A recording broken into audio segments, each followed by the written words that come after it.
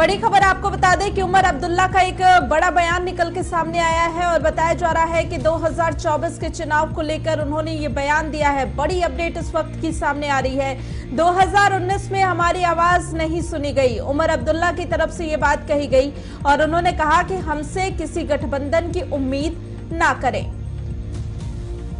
उमर अब्दुल्ला ने ये बयान दिया और उमर अब्दुल्ला की तरफ से कहा गया कि 2019 में हमारी आवाज नहीं सुनी गई और 2024 को लेकर उन्होंने ये बयान दिया है कि आगे हमारे साथ किसी गठबंधन की उम्मीद ना करें।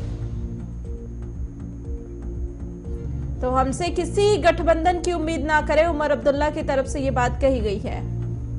चलिए आपको दिखाते हैं उमर अब्दुल्ला ने क्या कुछ कहा इस दौरान। हमारा एक नहायत ही सीनियर साथी जो सरपंच भी रहा है 3 बार, 10-12 दिन पहले वो वफात पा गए। हमारे ब्लॉक सदर थे नौशहरा में, वहाँ जा रहा हूँ ताज़ियत का इजहार करने। सिर्फ यही मकसद है आज इस प्रोग्राम का, और यहाँ आके अपने साथियों से मुलाकात करने का तो मौका हासिल हुआ ही है, तो हालात के बारे में थोड़ा सा जायज़ा लेने का मौका भी मिलेगा मुझे। आज शाम को वापस श्रीनगर चला जाऊंगा। सर, भाजपा के लोगों को जब भी कहा जाता है कि जम्मू कश्मीर में इलेक्शन करवाए जाए तो वो कहते हैं कि इलेक्शन कमीशन ऑफ इंडिया जब कहेगा तो इलेक्शन होंगे। क्या भाजपा तैयार नहीं है? ना, मैं अब इसमें बार बार पढ़ना नहीं चाहता हूँ। मैं थक गया हूँ इस सवाल का जवाब देते हुए। जाहिर सी बात है भाजपा तैयार नहीं है। तैयार होती तो इलेक्शन हो जाते।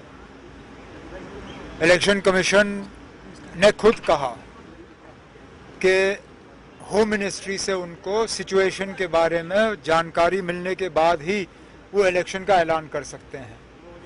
उन्होंने अभी तक तो शायद वो जानकारी हासिल ही नहीं की। क्यों नहीं की समझ में नहीं आता। Chief election commissioner of India ने खुद कहा कि जम्मू कश्मीर में वैक्यूम है। अगर वैक्यूम है तो उसको भरने का काम क्यों नहीं किया जा रहा। लेकिन मैं अब इस सवाल का जवाब अब इसके बाद दूंगा नहीं।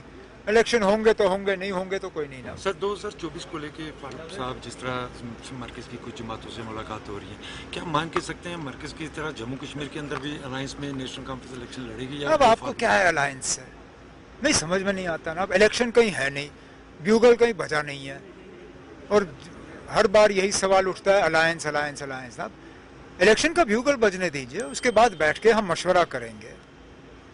किसी एक की राय या किसी एक का फैसला चलेगा नहीं। तमाम तंजीम के साथियों से मशवरा होगा, फिर देखा जाएगा कि सबसे फ़ायदेमंद बात क्या होगी। उसके बाद जो है हम किसी नतीजे पे आएंगे।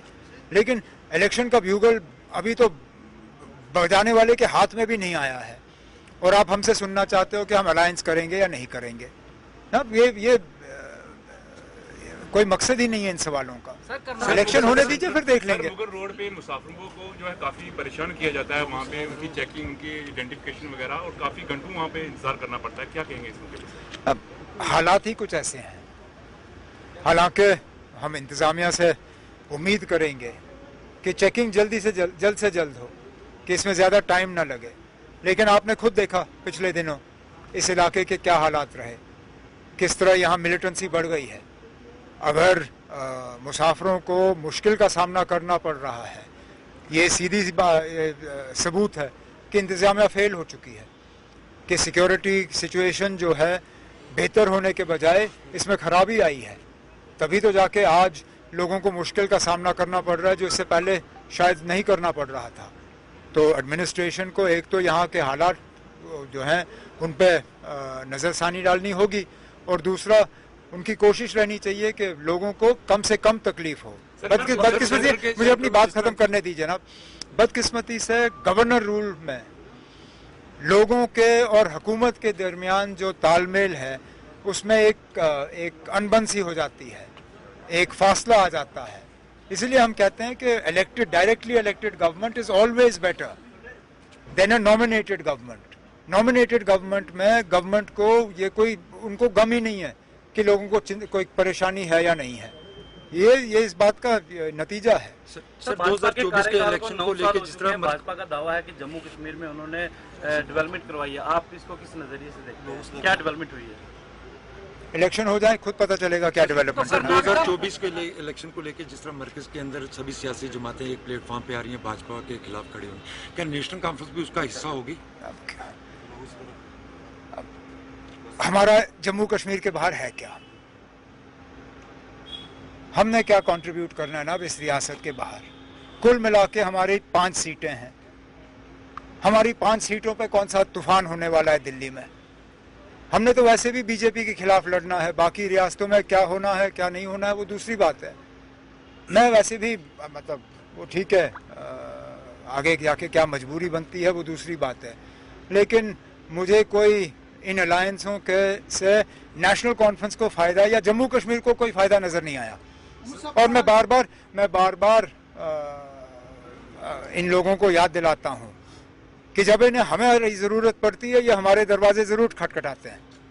अब अरविंद केजरीवाल मुसीबत में है तो आज उनको हमारी सपोर्ट की जरूरत है, लेकिन ये लोग कहाँ थे जब 2019 में हमारे साथ इतना बड़ा धोखा हुआ? कौन था जो हमारे साथ खड़ा हुआ?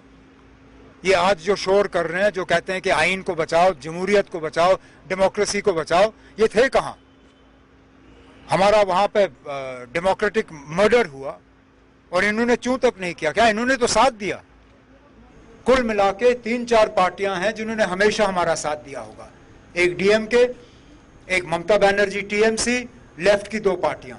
इन 4 को छोड़ के मुझे 5वां कोई दिखाइए जिन्होंने कभी भी पूरी तरह